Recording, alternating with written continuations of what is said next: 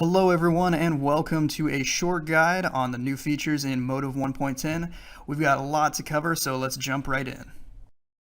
One of the new core features in Motive 1.10 for biomechanical users is integration of Burtec force plates and the National Instruments Analog to Digital Converter, or NIDAC. They provide new methods for capturing analog data for gate and other applications. We also added new Rizzoli biomechanical marker sets and modified some of our others.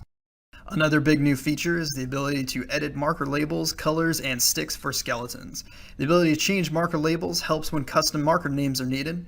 Marker sticks and colors make it easier to detect marker swaps while in those difficult tracking situations.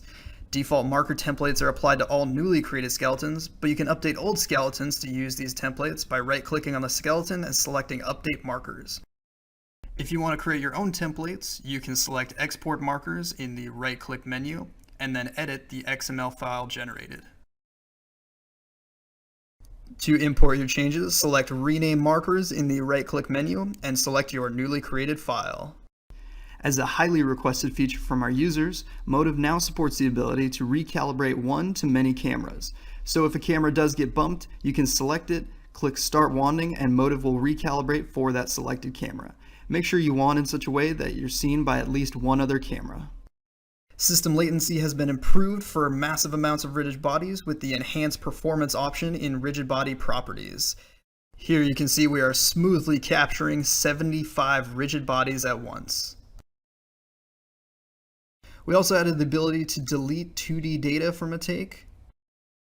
When you delete 2D data, an archive of the file will be put in an archive folder, so don't worry about losing any of your data. It'll still all be stored.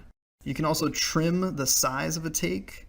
Just select the play range to where you would like the take to be trimmed, and then under Edit, click on Trim Current Take. Doing this also creates an archive of the file. Both of these operations can drastically reduce the size of the file, so it's a lot easier to share. Reconstruction and auto-labeling have now been split into two separate processes. This allows for a variety of new workflows that involve both manual labeling and automatic labeling to get more accurate marker labels.